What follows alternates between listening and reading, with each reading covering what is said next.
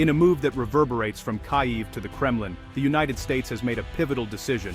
It will now share near real-time military intelligence with Ukraine. This isn't just another aid package, it's a fundamental shift in the rules of engagement. The White House has authorized the direct sharing of targeting data for Russia's most vital economic and military assets. Confirmed by senior officials, this marks a dramatic escalation of American involvement, aiming to give Ukraine the edge to cripple Russia's war machine from within. For months, Ukraine has struck deep inside Russian territory, but often with limited intelligence. Now, Kyiv will have access to the full might of the American intelligence apparatus. Satellite imagery, signal intercepts, and human sources. Ukrainian forces can now identify vulnerabilities in Russia's energy sector, logistics, and command centers with unprecedented precision. This is a calculated risk by Washington, blurring the line between arms supplier and active participant. The Kremlin will see this as a grave provocation, but Washington's calculus has shifted. A decisive Ukrainian victory is now the goal.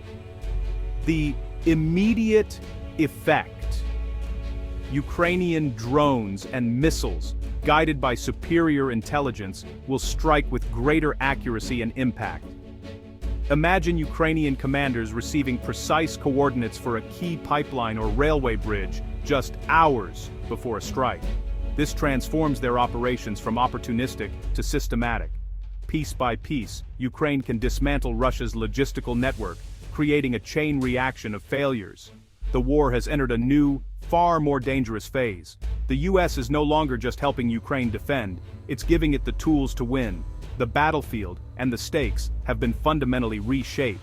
The new American policy is a highly structured intelligence partnership, not just an information dump. Intelligence shared must directly impact Russia's ability to sustain military operations, focusing on oil refineries, fuel depots, and transportation hubs.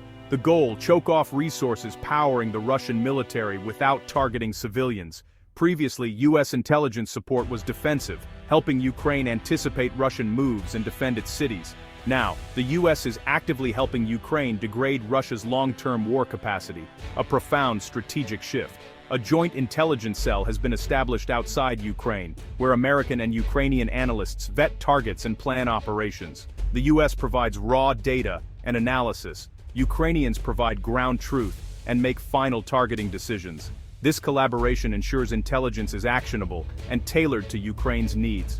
For Kyiv, this is a force multiplier, allowing planners to see and strike at the weakest links in Russia's logistical chain, far from the front. US intelligence can pinpoint which refinery fuels an armored division or which railway supplies the Donbass. Ukraine can now move beyond attrition, aiming for systemic collapse of Russia's military effort.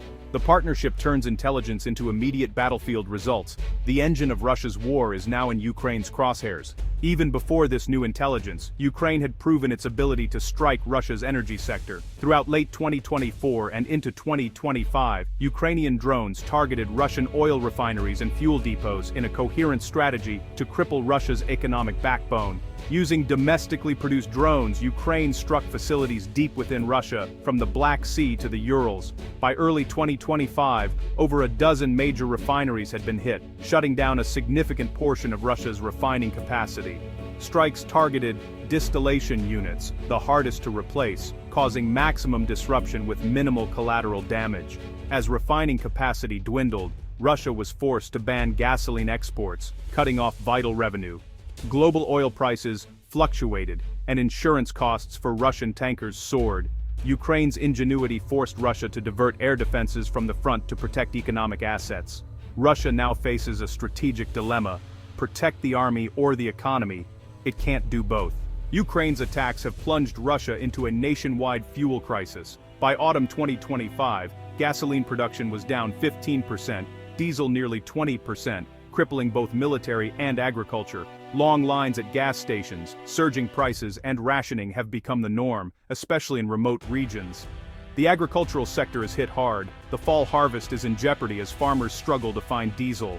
The inability to harvest and transport grain threatens food security and export revenue. Western sanctions mean Russia can't quickly repair damaged refineries. Production shortfalls are long-term. The Center for Research on Energy and Clean Air reports Ukraine has systematically dismantled Russia's refining overcapacity. The fuel crisis is now a deep, structural wound to the Russian economy. Ordinary Russians feel the pain daily, and the Kremlin can't hide the consequences.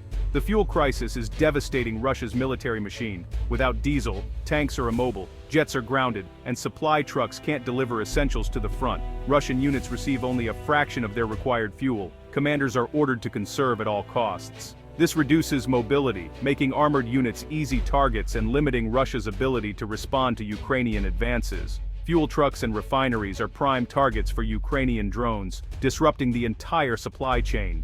Even if fuel leaves central Russia, there's no guarantee it reaches the front. The Russian military is increasingly static, starved of the energy needed for modern warfare. Ukraine is poised to exploit this vulnerability, targeting critical nodes in the supply chain.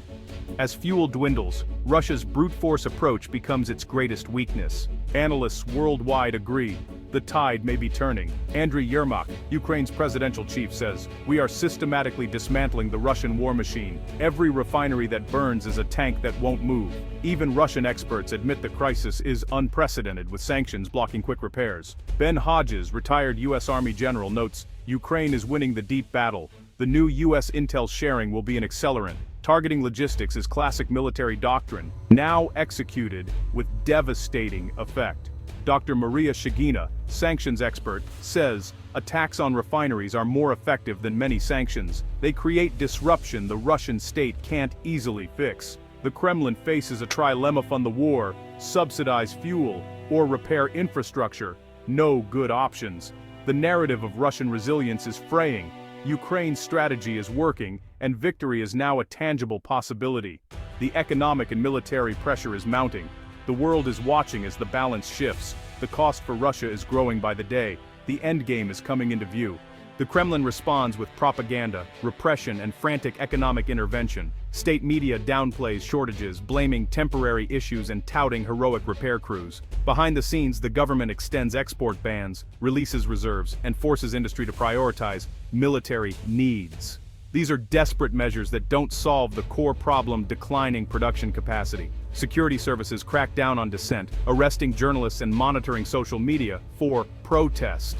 The social contract, economic stability for political passivity, is under threat as hardship spreads.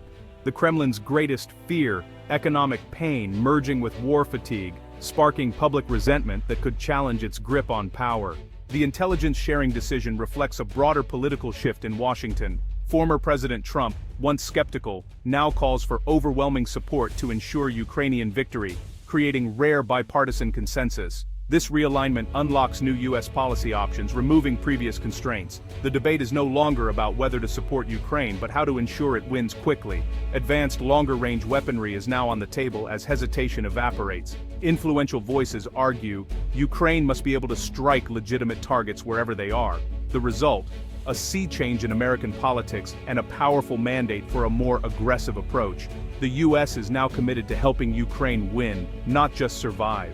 Ukraine's successful strikes, Russia's economic crisis, and aggressive U.S. policy are setting the stage for the war's endgame. Washington is now considering supplying Ukraine with advanced cruise missiles like the Tomahawk, vastly expanding its reach. These weapons could hold any target in European Russia at risk, fundamentally altering the strategic balance. As military pressure and economic collapse intensify, public resentment in Russia is likely to grow. Elites who prospered under Putin may see a losing war as a threat to their own power. Faced with defeat and unrest, Putin could be forced to negotiate or face a challenge from within. A palace coup, once unthinkable, becomes possible if the elites believe Putin is steering Russia into disaster. For the first time in years, a future without Putin's war seems possible.